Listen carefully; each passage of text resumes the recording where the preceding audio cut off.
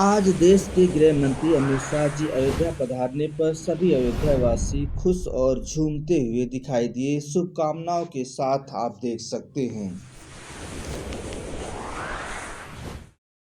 नमस्कार, मैं हूँ लालचंद सोनी। आज सुबह टाइम्स में आप सभी का स्वागत है। यह पल जाने वाला है और दूसरा पल आने वाला है। जी हाँ, आप सभी को बताना चाहता हूँ कि 2021 आज दिसंबर का सबसे लास्ट दिन है और नया साल अब हम कल सुबह सुबह मनाएंगे नया साल। सभी देशवासियों को नववर्ष मंगल कामनाओं के साथ देशवासियों को जनप्रतिनिधि, मीडिया और अन्य संस्था के सभी ऑफिसर, कर्मचारी जो देश की मजबूती, राष्ट्र को शक्तिशाली बनाने में हमेशा सोच रखते हैं। नव वर्ष 2022 की हार्दिक शुभकामनाएं। Happy new year 2022। आप सब लोगों को नव वर्ष की हार्दिक शुभकामनाएं और आपका ये वर्ष स्वस्थ रखे, आपको समृद्धशाली रखे, आपके परिवार को अच्छे से रखे, सबका मंगल हो, यही जो है मैं कामना करता हूँ। Rajesh Gupta, ACCF national team member, नई दिल्ली। नए वर्ष आने के पूर्व और नए वर्ष आने के बाद जो अंतराल होता है उसमें हमको बड़े संयम के साथ रहना चाहिए। और ख़ास तौर से इस समय जो हमारा मौसम चल रहा है सर्दियों का, और जो हमारा कोविड-19 का नया वेरिएंट ओमिक्रॉन की जो बात चल रही है, उसके बारे में हम लोगों को बहुत संयम बरतना चाहिए और संयम से रहना चाहिए।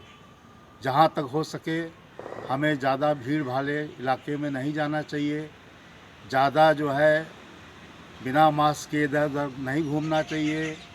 सोशल डिस्टेंसिंग के साथ साथ अपने हाथ को धोते रहना चाहिए, सैनिटाइज करते रहना चाहिए।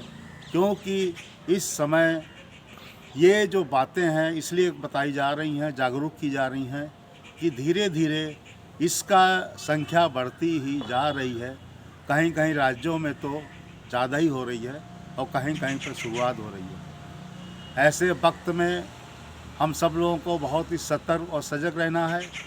कहीं कहीं पर आपने देखा होगा कि लोग खुशियों में ऐसी ड्रिंक कर लेते हैं, ऐसी शराब पी लेते हैं जो देखा जाए तो नकली होती है या किसी और चीज़ से बनी होती है। तो वो खुशियों का जो एक दिन है, पर्व है या समय है, वो दुखियों में, मातमों में बदल जाता है। वो हमें नहीं करना है। जो भी इस तरह के माफिया काम कर रहे हैं, पुलिस की निगाह उन पर है। इस तरह का कोई भी कारोबार ना करें और ना ही कोई इस तरह की शराब खरीदे सस्ते में या कहीं चोरी छुपे, ना इसका भंडारण करे, क्योंकि यह सब चीज़ें एक मानव जीवन के लिए जहर हैं। और ख़ास तौर से वो चीज़ें जो कोई स्टैंडर्ड चीज़ों से नहीं बनाई जाती हैं, सस्ते दरों में बनाकर विभिन्न तरह तरह के पता नहीं कौन कौन से रासायनिक चीज़ें जो किसी को पता नहीं डालकर मानव पी लेता है। और वो जो है कभी कभी आपने देखा होगा कि उसकी मृत्यु हो जाती है, या वो अंधा हो जाता है, या लंगड़ा हो जाता है, या कभी कभी उसके साथ बहुत बड़ी दुर्घटना हो जाती है।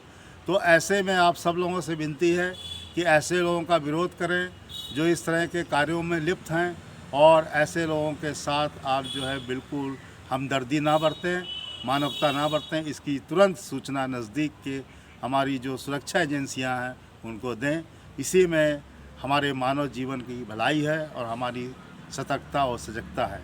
आपने देखा होगा कि लोग बाग होटलों में, रेस्टोरेंट में रात रात में ऐसे समय में हुड़दंग मचाते हैं, और उसके बाद में किसी बात पर कोई कहा सुनी हो गई या कोई बात ऐसी हो गई जिससे कि ऐसी नौबत आ जाती है कि लोग बाग मारपीट भी कर लेते हैं।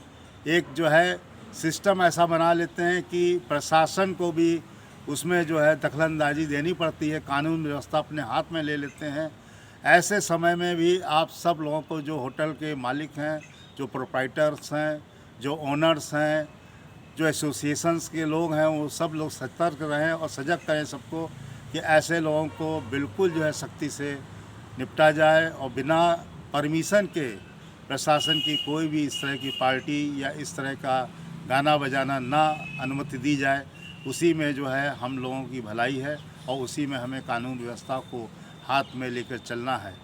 साथ ही साथ एक चीज़ और आप लोगों को याद दिला दें कि ऐसे समय में लोग बाग जो है कभी कभी ऐसा सामान, ऐसी खाने की चीज़ें उपयोग करते हैं जो दुश्मनी के रूप में उभर के आती हैं।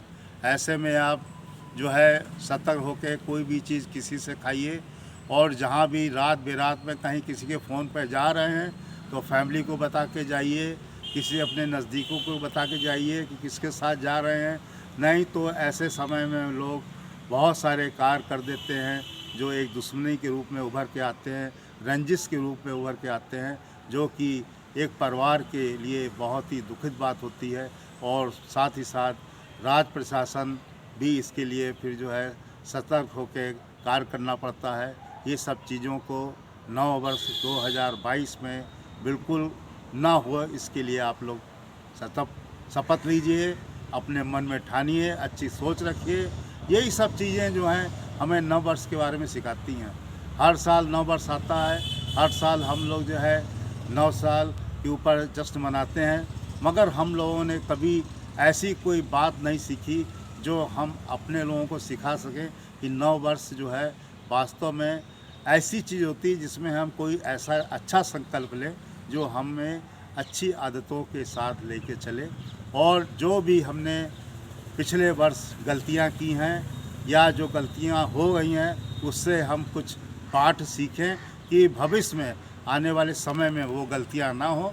यही जो है वास्तव में एक नव वर्ष की जो है जश्न है, यही एक नव वर्ष की मिठाई है, यही एक नव वर्ष का मंगलमय हमारी सोच और वचन है।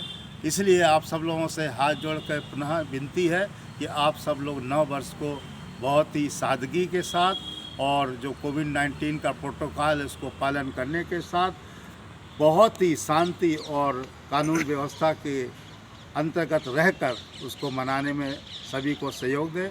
आपके परिवार में, आपके सभी जगह देश में लोग विकास में आगे बढ़ें, सबका विकास हो, सबका मंगल हो।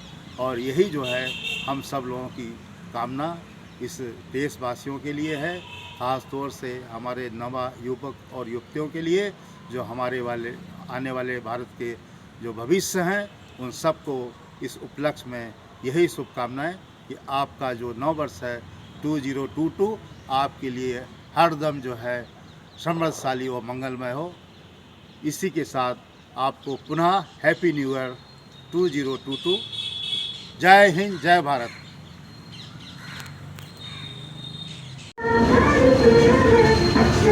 नमस्कार दोस्तों, मेरे चैनल को सब्सक्राइब, लाइक करें और आइकॉन को जरूर दबाएं ताकि आने वाले वीडियो को आपको नोटिफिकेशन मिल जाए।